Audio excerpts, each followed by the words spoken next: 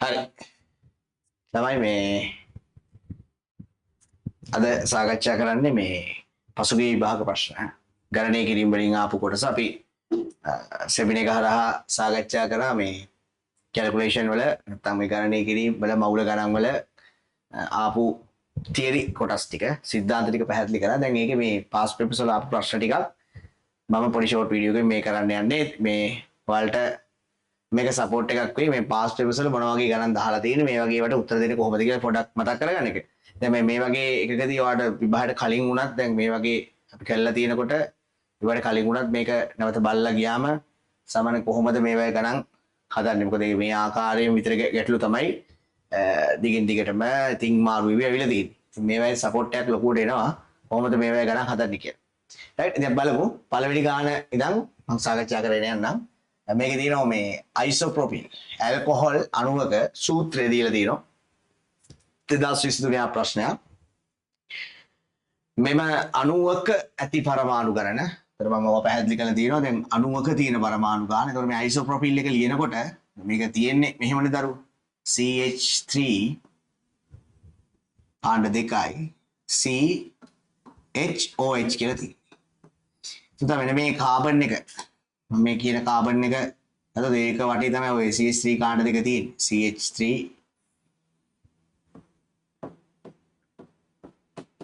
මෙතන CH3 වගේම මෙතන OH.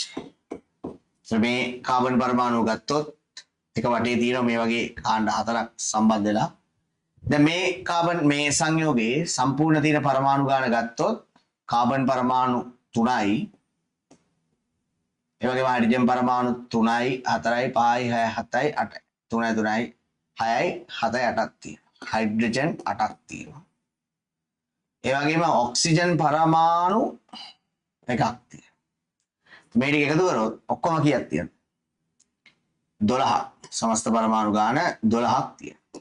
සම්පූර්ණ ගාන 12ක්. මේ එක අණුවක්නේ. මේ එක අණුවක් හැදිලා තියෙන්නේ. කාබන් පරමාණු 3ක්, හයිඩ්‍රජන් පරමාණු 8ක්, ඒ වගේම ඔක්සිජන් පරමාණු සම්බන්ධලා තමයි හැදිලා තියෙන්නේ. මේ වගේ මේ වගේ පරමාණු කිහිපයක් එකතුව තමයි අවිලා තියෙන්නේ. ඒතර මේකේ සමස්ත ගානනේ 12යි. මේක අහන්නේ අයිසෝප්‍රොපිල් ඇල්කොහොල් අණුවක සූත්‍රය මෙහෙම දීලා තියෙනවා. එම අණුවක ඇති පරමාණු ගණන කොපමණ? අණුවක ඇති පරමාණු අණුවක තියෙන පරමාණු ගාන කීයද එහෙනම්? අණුවක තියෙන පරමාණු ගාන එන්නේ 12යි. මම දැන් මේක සරලවම තේරෙන්න ඇති. ලොකු අමාරු ප්‍රශ්නයක් නෙමෙයි. අණුවක් ගත්තම පුතා අණුවක් හැදෙන්නේ පරමාණු එකතුව. ඒත් අණුවක කියලා ඇහුවොත් එimhe අණුවක තියෙන සමස්ත පරමාණු ගාන තමයි අහන්නේ. අණුවක තියෙන පරමාණු ගාන සෙව්වම හරිම ලේසියෙන් මේකට පිළිතුරු සපයන්න පුළුවන්. රයිට්.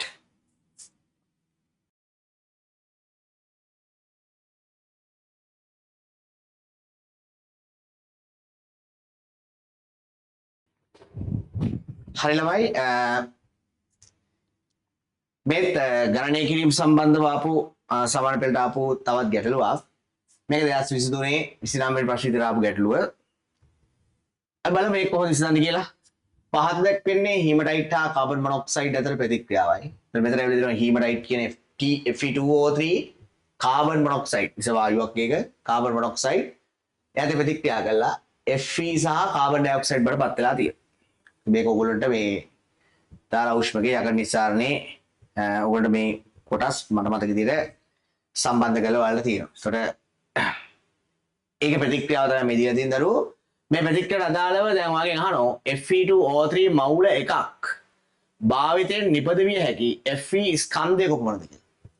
ඔයා චුට්ටක් මේ ප්‍රතික්‍රියාව දිහට ගියොත් බලන්න මේ ප්‍රතික්‍රියාව මේකේ තියෙනවා මම මේක ලියන්නම් ලස්සනට මේ වැඩේ පැහැදිලි කරන්නම් ඔයා හොඳට බලන් ඉන්න වැඩේ Fe2O3 3යි කාබන් මොනොක්සයිඩ් 2යි Fe + 3යි CO2 කොහොමද ඔයාලට පේනවා මේ Fe2O3 මවුල එකක් භාවිතයෙන් නිපදවිය හැකි Fe ස්කන්ධය කොපමණද කියලා අහන්නේ. ළමයි මේ සමීකරණයක් අපි ගත්තොත් මේ සමීකරණයක් ප්‍රතික්‍රියා වෙන්නේ මේ පැත්තේ තියෙන්නේ ඔයා දන්නවා ප්‍රතික්‍රියක මේවාට කියන අපි ප්‍රතික්‍රියක කියලා. මේ පැත්තේ සෑදෙන ප්‍රතිඵලනේ ප්‍රතිඵල. එතකොට මේ ප්‍රතික්‍රියක සහ ප්‍රතිඵල ඒවා ප්‍රතික්‍රියා කරන මවුල අනුපාතයක් තියෙනවා. දැන් උදාහරණයකට ඔයාලට පේනවා මේක හොඳටම බැලුවොත් මේ සමීකරණේ Fe2O3 මවුල එකක් මේ මෙතන තියෙන එක. මවුල එකක් මෙතන අගයක් දීලා නැහැ නේ. මවුල එකක් එක ප්‍රතික්‍රියා කරන්න කාබන් මොනොක්සයිඩ් මවුල කීයක් අවශ්‍යද? 3ක් අවශ්‍යයි. ඒ වගේම මෙයාගේ මවුලයක් ප්‍රතික්‍රියා කරොත් මවුලයකට යකඩ මවුල කීයක් එහා පැත්තේ හැදෙනවද? මේ පැත්තේ ප්‍රතිඵල නම් හැදෙනවද? මට පේනවා මේ මවුල එකකට මෙයාගේ මවුල දෙකක් හැදෙනවා. මෙයාගේ මවුලයකට මෙයාගේ මවුල කීයක් හැදෙනවද? 3ක් හැදෙනවා. ඒකනේ කියන්නේ මවුල අනුපාත කියන්නේ. හැමතිස්සෙම රසායනික ප්‍රතික්‍රියාවක් ගත්තොත් ඒ ප්‍රතික්‍රියාව පුදා ප්‍රතික්‍රියාව වෙන්නේ යම් අනුපාතයකට. මවුල අතර අනුපාතයකට ප්‍රතික්‍රියාව වෙන්නේ. දැන් තමයි කියන්නේ. රයිට්. එතකොට ඔයා මේක බලන්න. එතකොට මේ ප්‍රතික්‍රියාව සැලකුවොත් මේ ප්‍රතික්‍රියාවේ මේ හීමටයිට් හා කාබන් මොනොක්සයිඩ් මේ ප්‍රතික්‍රියා කරනකොට මේක ප්‍රතික්‍රියා වෙන්නේ මේ 1:3 කියන අනුපාතය. ඒ වගේම මේවා හැදෙනකොට Fe සහ කාබන් ඩයොක්සයිඩ් හැදෙන අනුපාතය 2:3 අනුපාතයෙන් හැදෙන්නේ. ඒතර ඒක ප්‍රතික්‍රියකයකුයි ප්‍රතිඵලයකුයි සම්බන්ධ කරලා බැලුවොත් මෙන්න මේ දෙක. මෙයා කොච්චරක් හැදෙනවද කියලා බැලුවොත් මෙයාගේ මවුලයක් ප්‍රතික්‍රියා කරනවා. මෙයාගේ මවුල දෙකක් හැදෙනවා. මෙයාගේ මවුලයකට මෙයාගේ මවුල දෙකක් හැදෙනවා. ඔක තමයි වෙන්නේ. පැහැදිලිද? එතකොට මේකට තමයි කියන්නේ ප්‍රතික්‍රියා කරන අනුපාතය. ප්‍රතික්‍රියා කරන සහ ප්‍රතිඵල ලැබෙන අනුපාතය ප්‍රතික්‍රියාව. ඒකට කියනවා මවුල අනුපාතය කියලා සරලව. ඔකට තමයි ඇඩ්වාන්ස් ලෙවල් වල විශේෂ දේවල් නම් කියන දේවා තම අවශ්‍ය නැහැ. දැන් මේකේ සාමාන්‍ය පෙළදී මේ මතක තියාගන්න මේවට කියන්නේ මවුල අනුපාතය. මවුල අනුපාතන වලට අනුව තමයි ප්‍රතික්‍රියාවේ ප්‍රතික්‍රියක සහ ප්‍රතිඵල ලැබීම තීරණය වෙන්නේ අනුපාත අනුව තමයි. රයිට්. දැන් ඔයාලට මේකේ දීලා තියෙනවා හීමටයිට් මවුල එකක් භාවිතයෙන් නිපදවාගත හැකි Fe ස්කන්ධය. පුතා දැන් මේ බලන්න Fe2O3 කියන ප්‍රභේදය මවුල එකක් ප්‍රතික්‍රියා වුණොත් මවුලයක් ප්‍රතික්‍රියා වූ විට ලැබෙන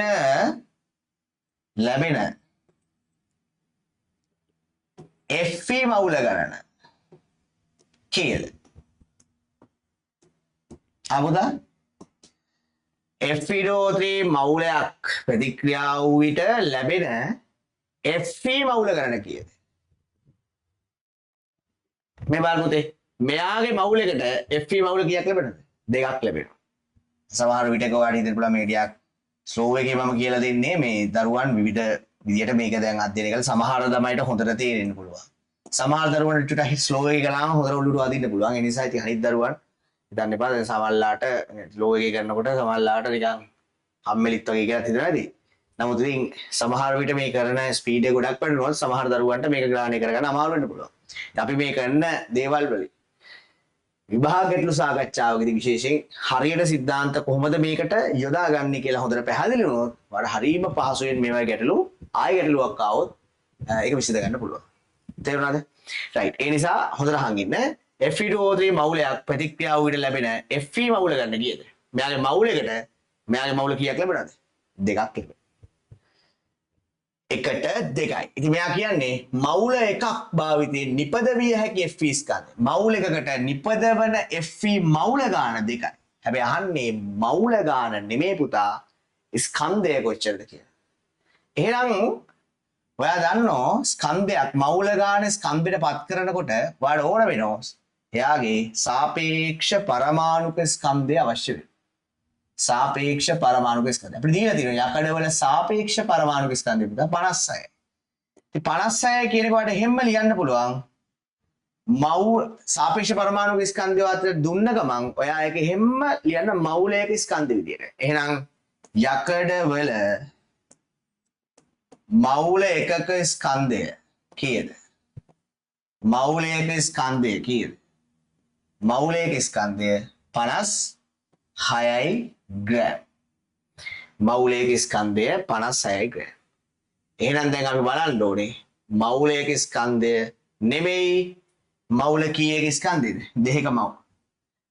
මොකද Fe2O3 මවුලයක් ප්‍රතික්‍රියා කළාම යකඩ මවුල දෙකක් හැදෙනවා නම් අහන්නේ එතන යකඩ මවුල දෙකක් තුල කොච්චර ස්කන්ධයක් තියෙනවද කියලා.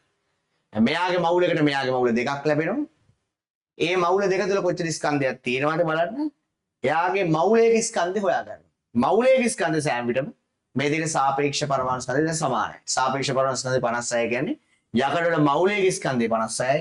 අපි හොයන්න ඕනේ යකඩ වල මවුල දෙකක ස්කන්ධය. මවුල දෙකක ස්කන්ධය. එහෙනම් 56 ග්‍රෑම් ගුණ කරනවා දෙකේ 112 ග්‍රෑම්. අපි පිළිතුරක් ලැබෙනවා. මෙයාගේ මවුලයක් ප්‍රතික්‍රියාවෙන් මෙයාගේ ලැබෙන ස්කන්ධය 112යි. මෙයාගේ මවුලයක් ප්‍රතික්‍රියාවෙන් Fe මවුල දෙකක් ලැබෙනවා. මවුලයක ස්කන්ධය 56 කියලා එනවා. එහෙනම් මවුල දෙකක ස්කන්ධය 112යි. සාපේක්ෂ පරමාණු ස්කන්ධය දුන්න හැටි කෙලින්ම ඒක සමානයි මවුල එකක ස්කන්ධය. යකඩ මවුලයක ස්කන්ධය සමාන වෙනවා. right. දැන් හරිම පැහැදිලි. තම නිරාවුල් ඔළුවට යන්නේ නැති මේ පිළිතුර අංක 3 112යි ග්‍රෑම්. හැමෝටම තේරෙන්නේ නැති කියලා මම හිතනවා. right.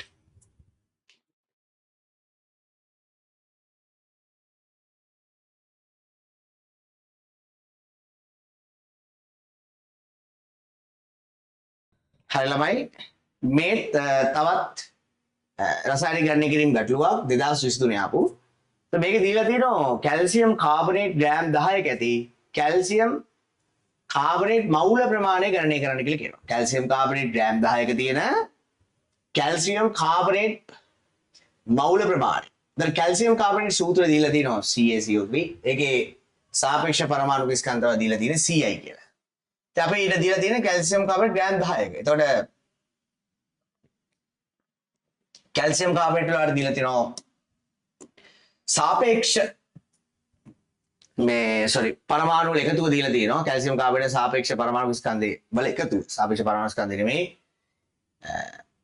කැල්සියම් කාබනේට් ග්‍රෑම් 10කදී කැල්සියම් කාබනේට් මවුල් ප්‍රමාණය ගණනය කරන්න කියලා තියෙන්නේ. ඒ කියන්නේ වර දීලා තියෙන්නේ කැල්සියම් කාබනේට් මෞලික ස්කන්ධය ගන්න පුළුවන් කෙලින්ම අතරින්. Ci කියලා දීලා තියෙනවනේ. ඒ කියන්නේ කැල්සියම්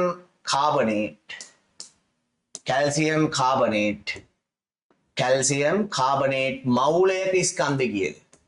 මවුලයක ස්කන්ධය සාපේක්ෂ පරමාණු ස්කන්ධ එකතුව දීලා තියෙන Ci කියලා. මවුලයක ස්කන්ධය Ci. ඒකකයක් තියෙනවා ග්‍රෑම්. මවුලයක ස්කන්ධයක තියෙනවා ග්‍රෑම්.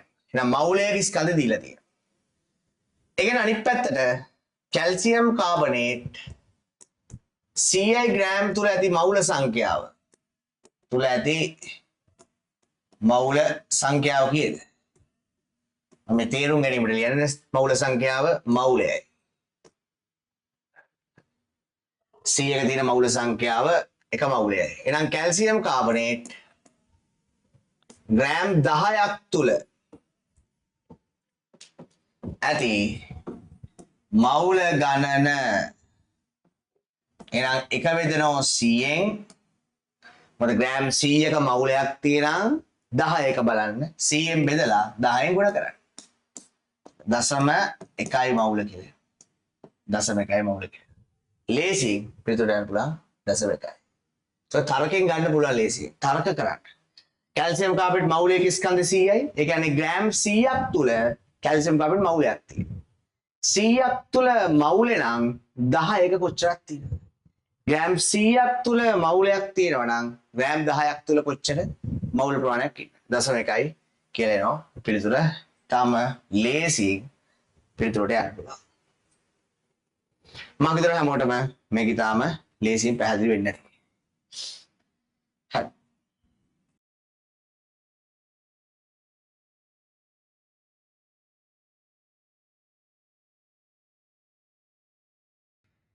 හරියම මේ 2022 අවුරුද්දේ ආපු ගැටලුවක් බලමු මේ කොහොමද සරලව කරන්න කියලා. MCQ ඉතාම වැදගත්.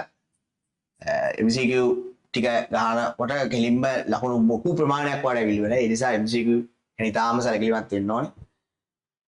අපිට දීලා තියෙනවා ග්ලූකෝස් ද්‍රාවණයක් C6යි H12යි O6යි ග්ලූකෝස් ද්‍රාවණයක ඝන ඩෙසිමීටරයට මවුල දශම එකයි සාන්ද්‍රණය. දශම එකයි මවුල ඝන ඩෙසිමීටරයට සාන්ද්‍රණය සහිත ද්‍රාවණයකින් දශම එකයි මවුල ඝන ඩෙසිමීටරයට සහිත ද්‍රාවණයකින් ග්ලූකෝස් ද්‍රාවණයකින් ඔයා මෙතන පුතා අරන් තියෙන්නේ ඝන ඩෙසිමීටරයක පරිමාවක්. කොච්චර පරිමාණද පුතා මෙතන අරන් තියෙන්නේ? ඝන ඩෙසිමීටරයක පරිමාවක්. අපි අහනවා දශම එකයි මවුල ඝන ඩෙසිමීටර ග්ලූකෝස් ද්‍රාවණයකින් ඝන ඩෙසිමීටරයක් සාදා ගැනීමට අවශ්‍ය වන ග්ලූකෝස් කන්දය. ඝන ඩෙසිමීටරයක් හදා ගන්න අවශ්‍ය වෙන ග්ලූකෝස් කන්දය. ඊට දීලා තියෙනවා සාන්ද්‍රණය. මේක දීලා තියෙනවා. මෙන්න මේ සාන්ද්‍රණය සහිත ග්ලූකෝස් ද්‍රාවණයක ඝන ඩෙසිමීටරයක් හදන්න ඕනේ. මේ සාන්ද්‍රණය සහිත ග්ලූකෝස් ද්‍රාවණ ඝන ඩෙසිමීටරයක් හදන්න. ඒවා බලන්න ඕනේ මේ සාන්ද්‍රණය සහිත ග්ලූකෝස් ද්‍රාවණ ඝන ඩෙසිමීටරයක් හදන්න ඔයාට ග්ලූකෝස් කොච්චර ස්කන්ධයක් මේක තුල දිය කරන්න ඕනේද කියලා. ඉතින් අපිට මේ ගානේ මම අර සම්බන්ධණයත් කියලා දුන්නා මේ දේවල්. මේ ඒකකෙම අපිට ගොඩක් දේවල් ලියන්න පුළුවන්. මේ ඒකකයේ තුල ඔයාලට බැලුවොත් තේරෙනවා C6යි H12යි O6 කියන්නේ ග්ලූකෝස්නේ. C6යි H12යි O6 ග්ලූකෝස් ද්‍රාවණ ඝන ඩෙසිමීටරයක ඇති මවුල ගණන ඇති ග්ලූකෝස් මවුල ගණන මවුල ගණන කොච්චරද දරු ඝන ඩෙසිමීටරයක තියෙන ග්ලූකෝස් මවුල ගණන 0.1 0.1යි මවුල. ඉතින් ඔයාගෙන් කෙලින්ම අහන්නේ ඝන ඩෙසිමීටරයක් සාදා ගැනීම කියලා. එහෙනම් කෙලින්ම මේ ද්‍රාවණේ ඝන ඩෙසිමීටරයක ඇති ග්ලූකෝස් මවුල ගන්නවා හිතුවොත් එන්නේ කීයද? 0.1. તો ඝන ඩෙසිමීටරයක තියෙන ග්ලූකෝස් මවුල ගන්න 0.1 නම් ඒ මවුල 0.1 ලබා ගන්න කොච්චර ස්කන්ධයක් ඔයා ගන්න ඕනද කියලා. මොකද ඔයා මේ මවුල 0.1 එන විදියට ග්ලූකෝස් ස්කන්ධයක් කිරාගෙන ආවොත් එතන තියෙනවා ග්ලූකෝස් කොච්චර මවුල ගන්නද? 0.1. ඒක ගිහිල්ලා ඝන ඩෙසිමීටරයක පරිමාවෙ දිය කරා කියන්නේ එයාගේ සාන්ද්‍රණය කෙලිම කීයද? 0.1යි. මොකද සාන්ද්‍රණය කියන්නේ ඝන ඩෙසිමීටරයක තියෙන ද්‍රව්‍ය මවුල ප්‍රමාණය 0.1 ග්ලූකෝස්. දැන් ඝන ඩෙසිමීටරයක ග්ලූකෝස් මවුල 0.1ක් දිය කරොත් සාන්ද්‍රණය නිර්මාණය වෙන 0.1යි මවුල ඝන ඩෙසිමීටර. එහෙනම් මේ ද්‍රාවණේ ඝන ඩෙසිමීටරයක පරිමාවක්නේ හදාගන්න කියන්නේ. ඝන ඩෙසිමීටරයක පරිමාවක් තුල මේ සාන්ද්‍රණය බිහි වෙන්න නම් 0.1යි මවුල මේක දිය වෙන්න ඕනේ. එහෙනම් 0.1යි මවුල දිය කරන්න ඔයා 0.1යි මවුල අන්තර්ගත ස්කන්ධය අරන් එන්න ඕනේ. 0.1යි මවුලයක් අන්තර්ගත වෙන්න කොච්චර ස්කන්ධයක් කිරාගන්න. ඒක වලට පුළුවන් කෙලිම මෙයාගේ මෞලික ස්කන්ධය ආශ්‍රයෙන් යන්න. ග්ලූකෝස් වල මෞලික ස්කන්ධය හෙව්වොත් කාබන් 6යි. ඒ වගේම H12යි O6 මෞලික ස්කන්ධ එනවා 180යි ග්‍රෑම් මවුලයට කියලා. එහෙනම් C6යි H12යි O6 මවුලයක ස්කන්ධය කීයක් එනවද? මවුලයක ස්කන්ධය කීයක් එනවද? 180යි ග්‍රෑම්. අපිට ඕනේ C6යි H12යි O6 මවුලයක් ගන්න නෙමෙයි 0.1යි මවුල. 0.1යි මවුලයක් ගන්න කොච්චර ස්කන්ධයක් ඕනද? 180 ගුණ කරනවා 0.1 වෙනවා 18යි ග්‍රෑම්. එහෙනම් මේ වැඩේ සිදු කරගන්න ඔයාලා ග්‍රෑම් 18ක් කිරා ගන්න වෙනවා. මේ වැඩේ සිදු කරගන්න 18යි ග්‍රෑම් කිරා ගන්න වෙනවා. එහෙනම් ඔයා ගිහිල්ලා ග්ලූකෝස් ග්‍රෑම් 18ක් ගේනවා කියන්නේ පුතේ ඒක තුල මවුල 0.1ක් අන්තර්ගතයි. ඒ මවුල 0.1 ඔයා ගෙනල්ලා දාන්නේ ඝන ඩෙසිමීටරයක පරිමාවක. ඝන ඩෙසිමීටරයක පරිමාවක 0.1ක් ඉන්නවා කියන්නේ කෙලින්ම පුතා ඇවිල්ලා තියෙන්නේ ග්ලූකෝස් සාන්ද්‍රණය.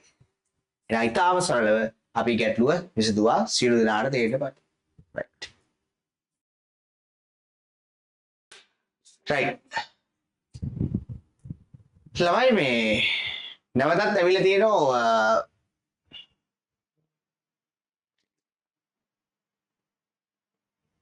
හරි නැවතත් ඇවිල්ලා තියෙනවා ප්‍රශ්නයක් 2022 ප්‍රශ්නයක් 23 වෙනි ප්‍රශ්නෙට මෙන්න මේ ඔක්සිජන් ග්‍රෑම් 64 ගණන් ඔක්සිජන් මවුල ප්‍රමාණය ගණනය කරන ගැටලුවක්. තාම සරල ගැටලුවක් එකත් අපි බලමු කොහොමද මේක හිතන්නේ කියලා පොඩ්ඩක්. හරිද කොහොමද අපි මේක සරලව විසඳන්නේ. මේ ප්‍රශ්නේ තුල තා වේගෙන් මේවා ගැටලු කරන්න ඕනේ. නමුත් මේ ප්‍රශ්නේ තුල කොහොමද මුලින්ම මේක හිතන්නේ කියලා බලන්න ඕනේ. මොකද එක ගණනක අපි කොහොමද සිද්ධාන්ත හිතන්නේ කියලා තේරුම් ගත්තම ඊපස්සේ මේවා ගැටලු වෙනකොට හරි ලේසියෙන් ඒකට උත්තර ලියන්න පුළුවන්. ඔක්සිජන් ග්‍රෑම් 4ක අඩංගු ඔක්සිජන් මවුල ප්‍රමාණය. හරිම සරලයි. ඔක්සිජන් කියව O2 නේ. ඒතර O2 මවුලයක ස්කන්ධය කීයද? O2 මවුලයක ස්කන්ධය කීයද?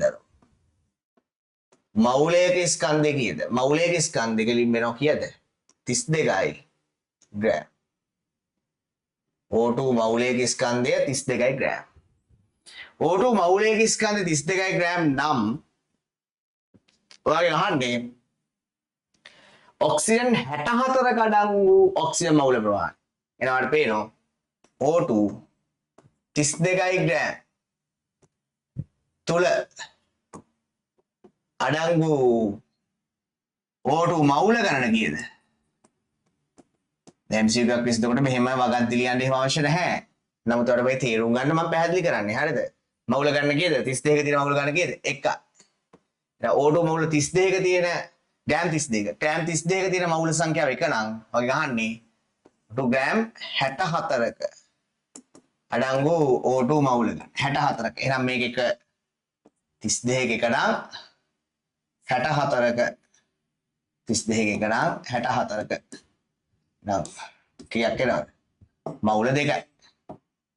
හරිම සරලයි පිළිතුර මවුල 2යි. right. වාසයෙන් මේ පිළිතුරට යන්න පුළුවන්. තේරුණාද?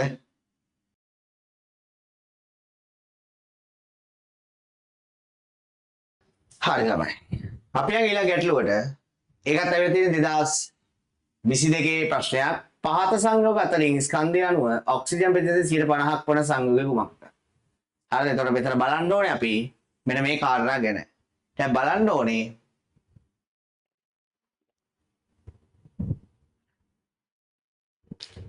අපි මේකෙදි බලන්න ඕනේ පුතා මෙයාගේ සංයෝගයේ ස්කන්ධයෙන් ඔක්සිජන් ස්කන්ධය කොච්චරද කියන්නේ. මෙයාගේ මේක සංයෝගයක් ගත්තා මෙයාගේ ස්කන්ධය ගත්තොත් ඒකට ඔක්සිජන් ස්කන්ධය ගත්තොත් එන ප්‍රතිශතය 50ක් කියන එක බලන්න. ඉතින් අපි මේක හැම එකම මවුලයක් ගැන හිතමු. මවුලයක ස්කන්ධය. හිතුවොත් ඔයා දන්නවා දැන් CH3OH කියන එක හිතුවොත් මේ සංයෝගයේ මවුලයක් ගත්තොත් ඒකේ තුල ඔක්සිජන් මවුල මෙතන කීයක් තියෙද? එහෙම හිතන්න. මෙයාගේ මවුලයක් ගත්තොත් ඔක්සිජන් මවුල කීයක් තියෙනවද? 1යි. ඔක්සිජන් මවුල. හයිඩ්‍රජන් මවුල කීයක් තියෙද? 4යි. කාබන් මවුල 1යි. මෙයාගේ සංයෝග මවුලයක් ගත්තා. එතන මෙයාගේ CH3OH මවුලයක ස්කන්ධය කීයද? CH3OH මවුලයක ස්කන්ධය.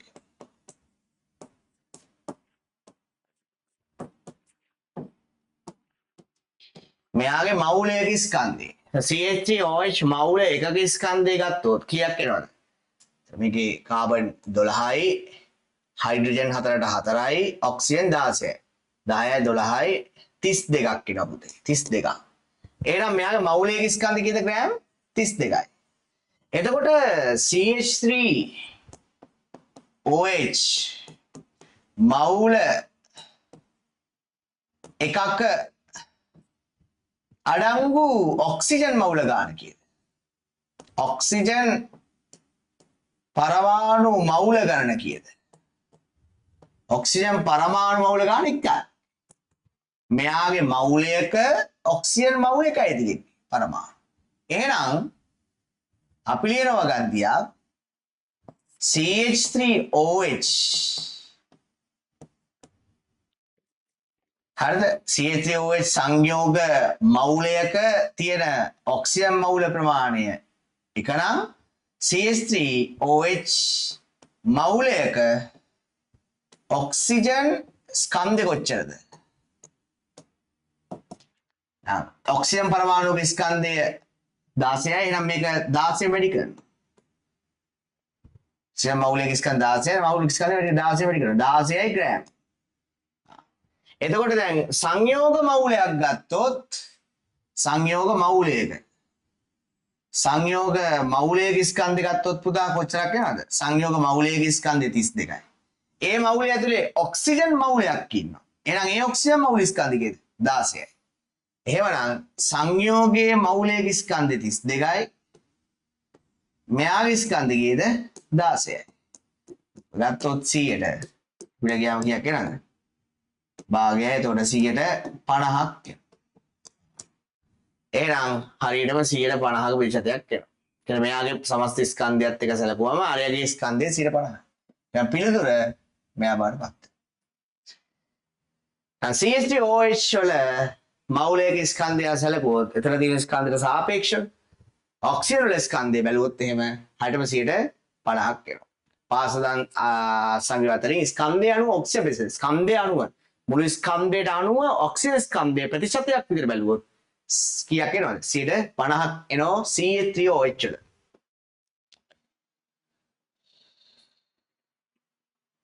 right. ළමයි අපි යමු මෙන්න මේ රසායනික ගණිත ප්‍රශ්නෙට.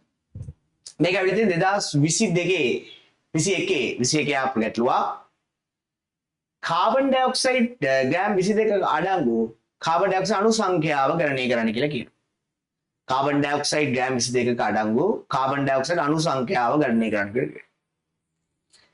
right. අපි දැන් මේ ගාන හදන්න කියොත් එහෙම මෙතන අහන්නේ කාබන් ඩයොක්සයිඩ් ග්‍රෑම් 22ක තියෙන කාබන් ඩයොක්සයිඩ් අණු ගන්න. අපි දන්නවා කාබන් ඩයොක්සයිඩ් මවුලයක් අස්සේ තියෙන කාබන් ඩයොක්සයිඩ් අණු ගාන ඇවෝගාඩ්‍රෝ සංඛ්‍යාව. ඕනම ප්‍රභේදයක මවුලයක් කියන්නේ යාගේ අණු හෝ ඒ තියෙන පරමාණු හෝ මොනවා හරි සලකන දේ ඇවෝගාඩ්‍රෝ සංඛ්‍යාවක් ගත්තොත් මවුලයක් තුල අන්තර්ගත වෙනවා. ඉතින් මේකෙදි අපි බලන්න ඕනේ දරුවෝ. ඉස්සෙල්ලා අපිට අණු සංඛ්‍යාව අහන්නේ ග්‍රෑම් මෙච්චරක. ඉතින් අපි ග්‍රෑම් ගානේ තියෙන මවුල සංඛ්‍යාව දන්නේ නැහැ නේ. අපි මුලින්ම කාබන් ඩයොක්සයිඩ් ඔන්න ඔය තියෙන ග්‍රෑම් 22 තුල අන්තර්ගත වෙලා තියෙන කාබන් ඩයොක්සයිඩ් මවුල ප්‍රමාණය හොයමු. මවුල ප්‍රමාණය අපි දන්නවා නම් එතනින් අපිට සරලවම යන්න පුළුවන් අණු කොච්චරක් තියෙනවද කියලා. මොකද මවුල ගානක් දන්නවා කියන්නේ අපිට අණු මිතිකම්ම හොයන්න පුළුවන්. මොකද මවුලයක අණු ඇවෝගාඩ්‍රෝ තියෙනවා. right 6.02 ගුණක 1023ක් මවුලයක තියෙනවා. දැන් මුලින්ම බලන්න ඕනේ මේ ග්‍රෑම් 22 තියෙන මවුල ගාන හොයන්න ඕනේ. එහෙනම් අපි මුලින්ම මෙන්න මෙහෙම වැඩක් කරනවා. කාබන් ඩයොක්සයිඩ් වල මෞලික ස්කන්ධය හොයනවා. මවුල එකක ස්කන්ධය. මවුලයක ස්කන්ධය ලියනවා. මවුලයක ස්කන්ධය ගත්තොත් කාබන් ඩයොක්සයිඩ් මවුලයක ස්කන්ධය ගත්තොත් 44යි ග්‍රෑම් කියලා. මොකද කාබන් 12යි ඔක්සිජන් වල දීලා තියෙන 16යි 16 දෙකක් 32යි. එහෙනම් 12යි 16යි 44යි. එහෙනම් කාබන් ඩයොක්සයිඩ් මවුලයක ස්කන්ධය 44යි. අපි දන්න පුතා අපිට දීලා තියෙන්නේ ග්‍රෑම් 22ක්. එහෙනම් CO2 ග්‍රෑම් 44ක ඇති මවුල ගණන කීයද? ඇති මවුල ගණන මවුලය අනිත් පැත්තට ලියුවේ 44ක තියෙන මවුල ගණන එකයි. එහෙනම් CO2 ග්‍රෑම් 22ක ඇති මවුල ගණන කීයක් එනවද? එහෙනම් 44ක මවුලය නම් 22ක කීයද? 0.5යි මවුල. 0.5යි මවුල. එහෙමනම් පුතා අපි බලනවා දැන් අණු ප්‍රමාණය. අණු ප්‍රමාණය. දැන් මෙතන පුතාට පේනවා මේ සුළු කරලා නැහැ බෙදීමක් විදිහට තියෙන්නේ. ඒ කියන්නේ 22 බෙදීම 47 සුළු කරන්නේ නැතුව හැම තියලා. අපි ඕනනම් ඒක හැම තියාගමු. දැන් 22 බෙදීම 44යි. ඔය තමයි ග්‍රෑම් 22ක තියෙන මවුල සංඛ්‍යාව. CO2 මවුල එකක ඇති අණු ගණන කොච්චරද? මවුලයක තියෙන අණු ගණන 6.02 ගුණ කිරීම 1023යි. එහෙනම් බලන්න ඕනේ CO2 මේ මෙච්චර මවුල ප්‍රමාණයක ඇති අණු ගණන 6.02 ගුණ කිරීම 1023 ගුණ කරනවා 22 බෙදලා 43. ඇයි ඒ? මවුලයක තියෙන අණු ප්‍රමාණය මෙච්චර නම් අපි හොයාගත්ත අර ග්‍රෑම් 22 තුල තියෙන මවුල ගණන. ග්‍රෑම් 22 තියෙන මවුල ගණන කොච්චරද? මේ මෙච්චරයි.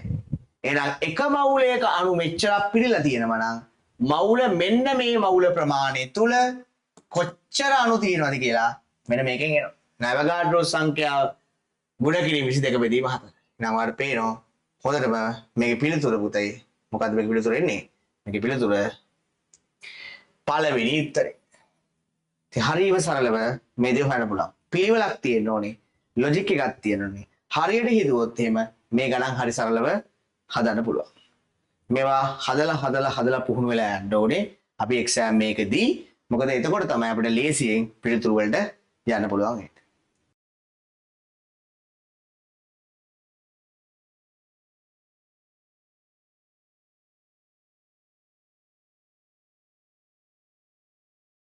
හරි ළමයි.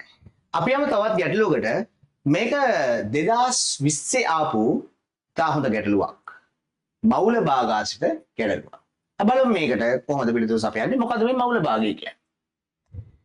බලන්න පුතා යම් පද්ධතියක් තුල මේ වගේ සංඝටක කිහිපයක් ඉන්න විටකදී මේකේ ඔක්සිජන් ඉන්නවා නයිට්‍රජන් ඉන්නවා මේ වගේ සංඝටක කිහිපයක් ඉන්නකොට යම් ප්‍රභේදයක මවුල භාගය අපි මෙන්න මෙහෙම සංකේතකින් ඕක දක්වුවොත් ඔය විදිහට මේ මවුල භාගය යනු මේ පද්ධතිය තුල ඒ අපි සලකා බලන සංඝටකයේ මවුල සංඛ්‍යාව බෙදන්න ඕනේ පද්ධතියේ මුළු මවුල සංඛ්‍යාවෙන්. මුළු මවුල සංඛ්‍යාවෙන්.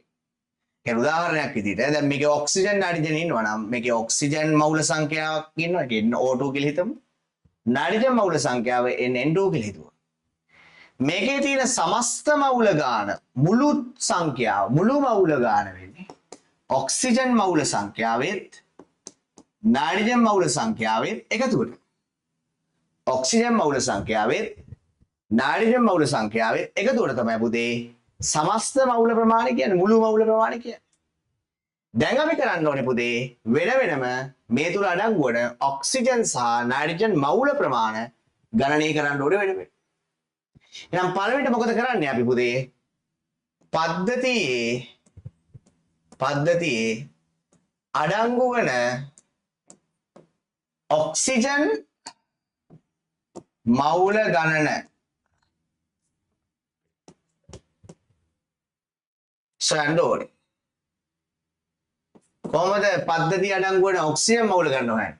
ඔක්සිජන් වල ස්කන්ධය දීලා තියෙනවා. ඔක්සිජන් ස්කන්ධය දීලා ග්‍රෑම් 96ක් කියලා. ඔයා දන්නවා O2 වල O2 මවුලයක ස්කන්ධය කීයද කියලා? ඒතර O2 වල සාපේක්ෂ පරමාණුක ස්කන්ධය 16 කියන්නේ O2 අණුවක ස්කන්ධය වෙන්නේ 32යි. ද්‍රවදන සාපේක්ෂ අණුක ස්කන්ධය හැම මවුලයකට සමානයි. මවුලයක ස්කන්ධය නම් O2 ගේ කීයද? 32යි. O2 ගේ මවුලයක ස්කන්ධය 32යි. එතකොට ඔයාලට මෙතන ලියන්න පුළුවන් මේ බලන්න. ග්‍රෑම් 32ක් තුල O2 ග්‍රෑම් 32ක් තුල මවුල කීයක් අන්තර්ගතද? 1යි. O2 වල සාපේක්ෂ අණුක ස්කන්ධය 32යි. ඒ කියන්නේ O2 මවුලයක ග්‍රෑම් 32ක් ස්කන්ධයක් තියෙනවා. නැත්නම් අනිත් පැත්තට ග්‍රෑම් 32ක් තුල මවුලයක් අන්තර්ගතයි. මේ ග්‍රෑම් 32ක් තුල මවුලයක් අන්තර්ගත නම් ග්‍රෑම් 96ක් තුල අන්තර්ගත වන මවුල ප්‍රමාණය බලන්න ඕනේ. ඔයාලට තේරෙනවද? මේක සුළු වුණොත් කීයක් එනවද? 3යි නේ. දැන් මෙයාගේ මවුල 3ක් වෙනවා. O2 මවුල ගාන පද්ධතිය 3යි. ඔය විදිහටම අපි හොයමු පද්ධතියේ අඩංගු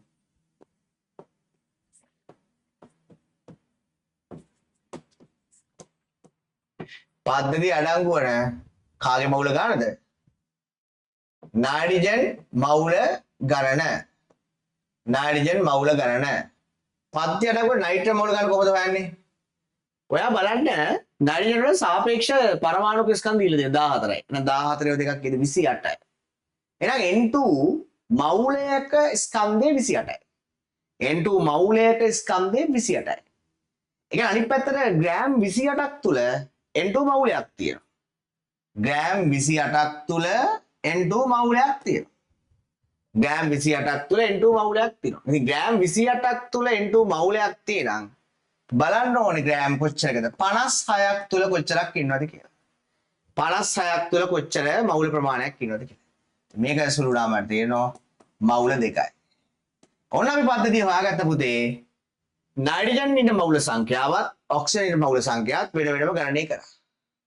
නයිට්‍රජන් මවුල සංඛ්‍යාව 2ක්, ඔක්සිජන් මවුල සංඛ්‍යාව 3ක්. එහෙනම් පද්ධතියේ මුළු මවුල සංඛ්‍යාව පද්ධතියේ මුළු මවුල සංඛ්‍යාව කීයද?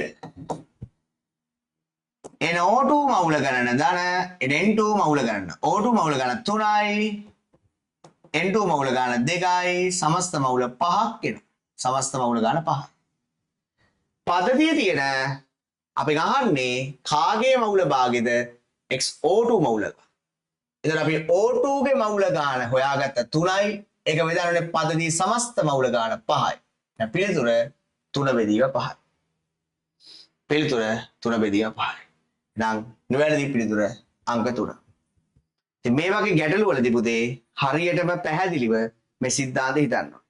හැබැයි කොටස් නැවත ඔයා බලනවා නම් දෙපාරක් තුන් පාරක් බලලා මේ සිද්ධාන්ත හරිම ලේසියෙන් කොහොමද යොදන්නේ කියලා ඉගෙන ගන්න.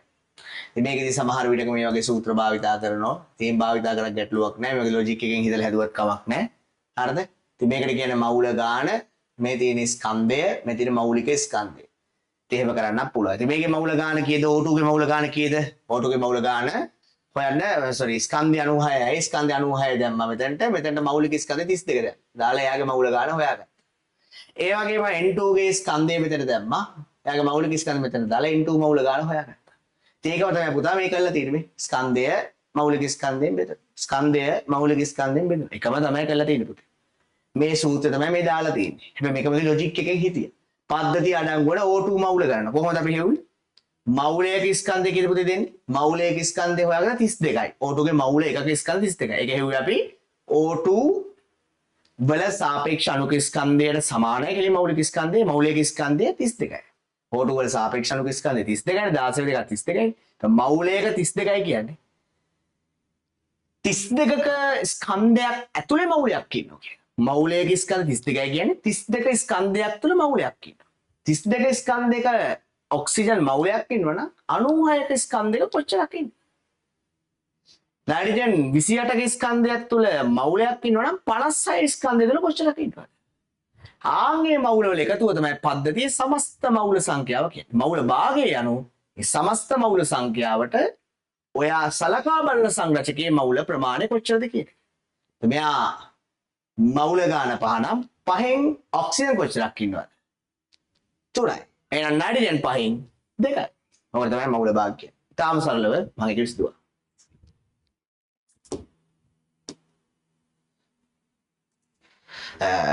තවත් ගැටලුවකට අපි යනවා 2020 ආපු ගැටලුවක්. ඔක්සිජන් වායුව ග්‍රෑම් 64ක අඩංගු වන O2 අණු සංඛ්‍යාව කොපමණද? ඉතින් මේ ගැටලුවට අපි ගියොත් එහෙම ඔක්සිජන් වායුව ග්‍රෑම් 64ක අඩංගු ඔක්සිජන් අණු සංඛ්‍යාව. ඉතින් අණු ප්‍රමාණය අහන්න.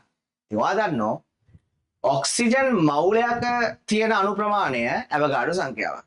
මවුලයක තියෙන ප්‍රමාණය ඔයා දන්නෝ අනිවාර්යෙන් අණු ඇවගාඩ්‍රෝ සංඛ්‍යාවක් නැත්නම් 6.02 ගුණික 10.3ක් තියෙනවා. එහෙනම් මේ ස්කන්ධය තුල ඔයා මුලින්ම බලන්න ඕනේ ඔක්සිජන් කොච්චර මවුල ප්‍රමාණයක් අන්තර්ගතද කියලා. එතනින් ඔයාලට සරලව ගැටලුවේදී හොයන්න පුළුවන් කොච්චර අණු ප්‍රමාණයක් තියෙනවද. ස්කන්ධය මවුල කළා මවුල අණු වලට යන්නේ. තේරෙනවද මම කියන එක? ස්කන්ධය මවුල කළා මවුල අණු වලට යන්නේ. ස්කන්ධයක් මවුල වෙනකොට හැමතිස්සෙම සාපේක්ෂ පරමාණුක ස්කන්ධ එකතුවෙන් අණුක ස්කන්ධය අරගෙන ඒක තුල තමයි ගොඩනගා ගන්න වෙන්නේ. ඉතින් ඒකෙදි ඔයාලට කෙලිම සූත්‍රය දාන්නත් පුළුවන්. මෙයාගේ මේ ස්කන්ධය O2 ගේ මෞලික ස්කන්ධයෙන් බෙදලා සරලව අණු මවුල ගන්න කොච්චරද කියලා හොයන්න පුළුවන්. ඉතින් අපි තරකයෙන් හිතුවොත් O2 මවුල ගන්න නැහැ. කොහොමද හරිනේ O2 මවුල ගන්න? ඔක්සිජන් එකක සාපේක්ෂ පරමාණුක ස්කන්ධය 16 නම් ඔක්සිජන් අණුවක ස්කන්ධය 32යි. අණුවක ස්කන්ධය 32යි.